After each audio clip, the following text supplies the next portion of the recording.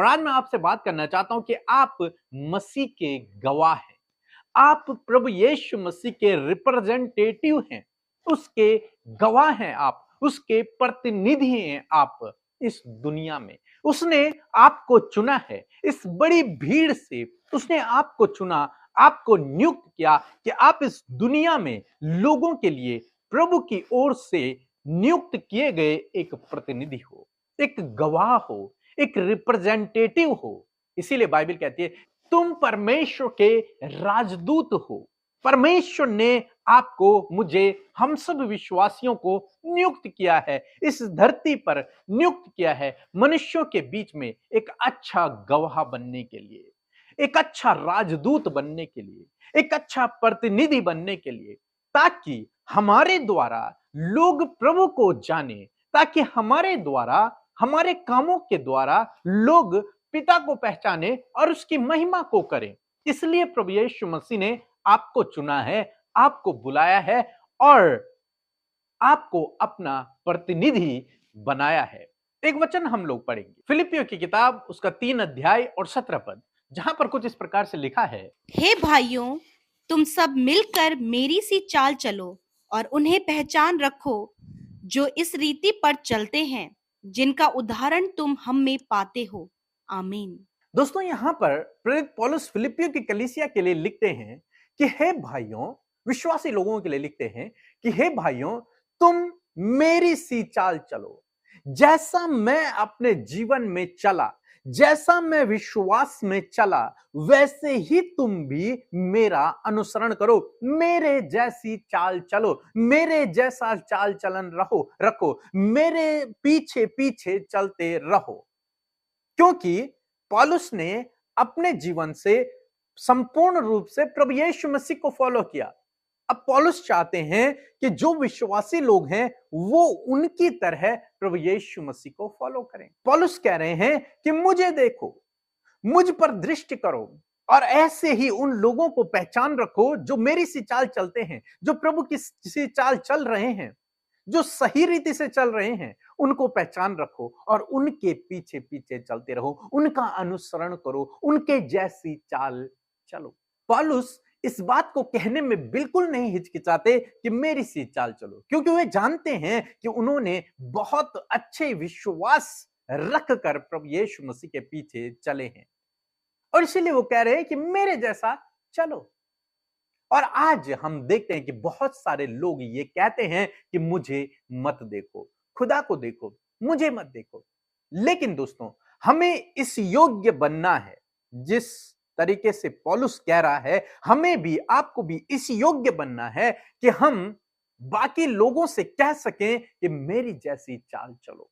जैसा मैं प्रभु यीशु मसीह के पीछे चल रहा हूं, वैसे ही तुम भी प्रभु यीशु मसीह के पीछे चलो। इस पॉइंट पर हमें अपने जीवन में आना है, जब हम लोगों से ये कह सकें कि मैं एक सही चाल चल रहा हूं, मेरे जैसा तुम भी प्रभु के पीछे चलो। और ये आसान बात नहीं है, इस बात को कहना आसान नहीं है। तो इसलिए हमें क्या करना है, आपको क्या करना है, आपको मसीह का गवाह बनना है, आपको भले कामों में लगे रहना है, आपको विश्वास में बने रहना है, ताकि लोग आपके भले कामों को देखकर, आपके चाल चलन को देखकर प्रभु यीशु मसीह के पीछे चल सके, वो आप में प्रभु यीशु मसीह को देख सके। इस प्रकार से हमें बनना है, आपको बनना है। आप चाहे जीवन में कोई भी काम कर रहे हैं, न केवल सेवक, बल्कि आप कोई भी काम कर रहे हैं, आप पढ़ाई कर रहे हैं, चाहे आप घर में हैं, चाहे आप जॉब कर रहे हैं, चाहे बिजनेस कर रहे हैं, चाहे आप सेवा कर रहे हैं, आप कुछ भी काम कर रहे हैं, वहां आप मसीह यीशु के रिप्रेजेंटेटिव हैं। यदि आप पढ़ाई करते हैं तो आप अपनी क्लास में मसीह यीशु के रिप्रेजेंटेटिव हैं, उसके प्रतिनिधि हैं आप वहां पर। आपके अंदर मसीह छलकना चाहिए, मसीह दिखना चाहिए आपके अंदर, तब आप मसीह के गवाह हैं। वहां पर अपनी क्लास में आपके अंदर यह बात आनी चाहिए कि यदि कोई विश्वासी है उस क्लास में, तो आप उससे कह सको कि मेरे जैसा चाल चलन रखना, मेरे जैसा चलना प्रभु के पीछे।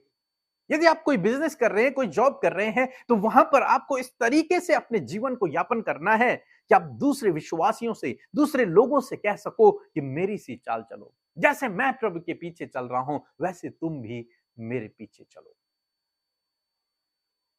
और इसी प्रकार से आपके काम भी होने चाहिए, ताकि न केवल आपके मुंह से, बल्कि आपके कामों से भी पता चले कि जो कुछ आप कह रहे हैं वो सही कह रहे हैं, और दूसरा आपके जैसा ही कामों को करे और प्रभु को फॉलो करे।